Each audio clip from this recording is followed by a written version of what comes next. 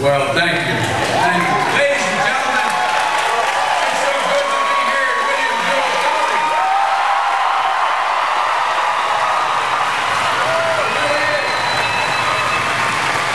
In the state that's going to take and make Barack Obama President of the United States of America. Ladies and gentlemen, let me thank Debbie for that great introduction, and also Mr. Mayor, thanks for the passport into liberty. I appreciate it very much. Thank you, Mr. Mayor. Stand up when people see you, Mr. Mayor. Thank you very much. And President Saray, thank you very much for making your beautiful campus. What a lovely campus. Thank you so much.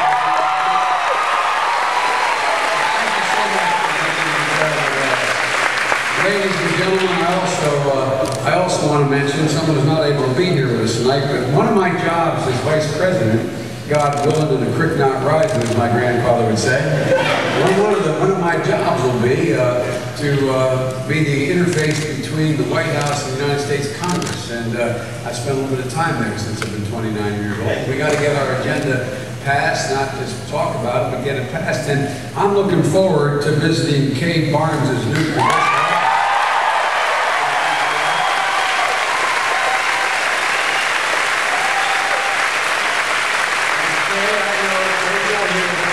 Vice presidents ain't much, but be nice to me when I come up.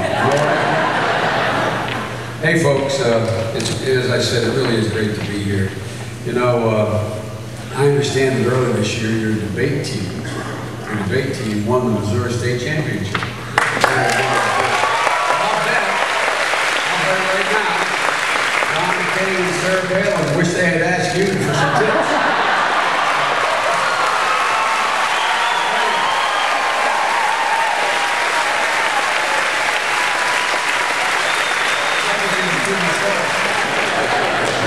Questions from the people at Tuesday's town hall meeting, I believe, reflected what a majority of American people are thinking about these days, what they're looking for.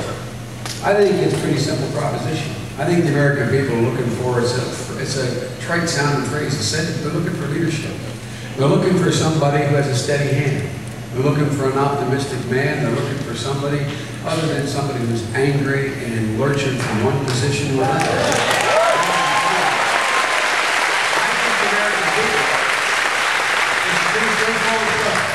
I know this is the show me state.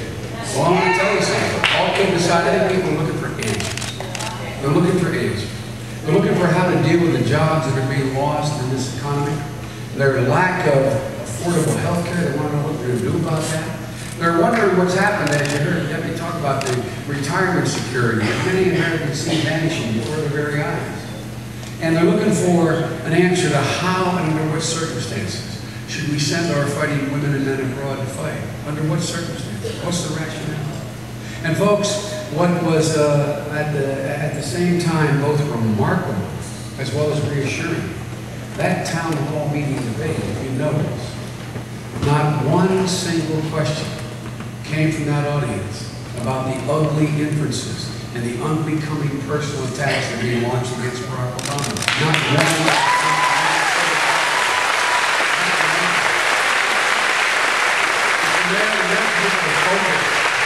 Your town is no different than towns in the Northwest and the Northeast and the Southwest.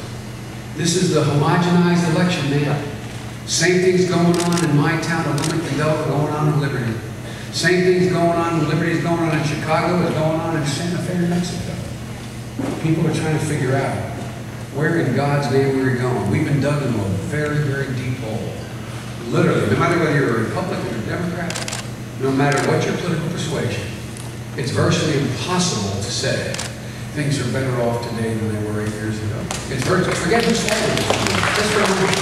We're in a very deep hole. And ladies and gentlemen, I think Barack Obama showed again on Tuesday night that he understands these debates aren't about me. They aren't about Sarah Palin. They're not about John McCain. They're not about him. These debates, this election, it's about you, the American people.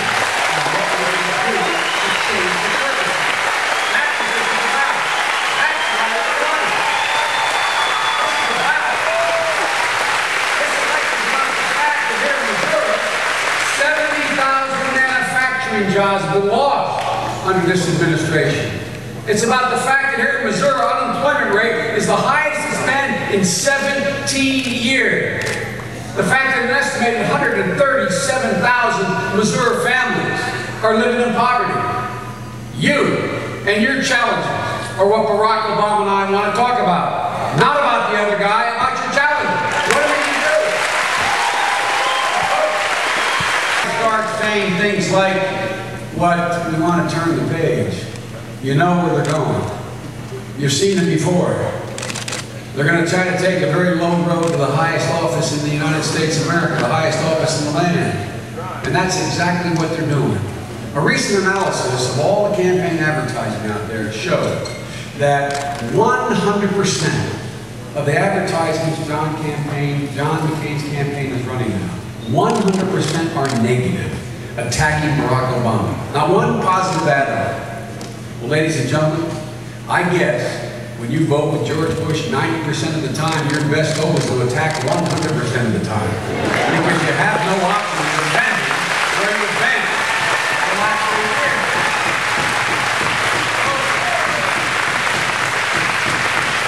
Don't be distracted by all of this. Don't be distracted. These attacks don't hurt Barack Obama or me. They hurt you. They hurt the American people. Every single false charge and baseless accusation is an attempt to get you to stop paying attention to what's going on in this country.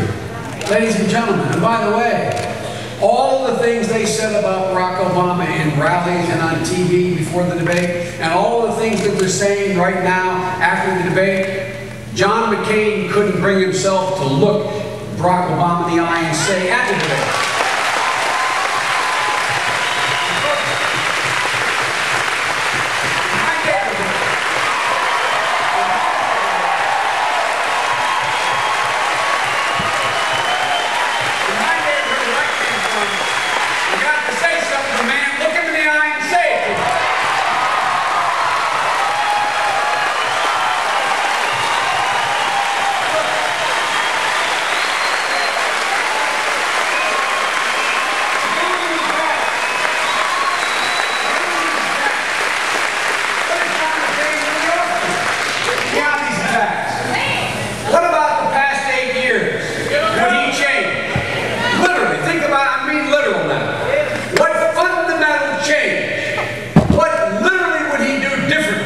In the next 4 years. That hasn't been done in the last 8. You got it. Nothing. Nothing. Look, you can't change the next 4 years. If you stood with George Bush the last 8 years calling for the privatization of Social Security, you can't change the next 4 years. If you stood with George Bush when he blocked our efforts to provide health care for an additional 3.8 million children, ladies and gentlemen, you can't change the next 4 years. If you simply continue George Bush's shoot first and ask questions later foreign policy. Think about it. You can't change the next 4 years.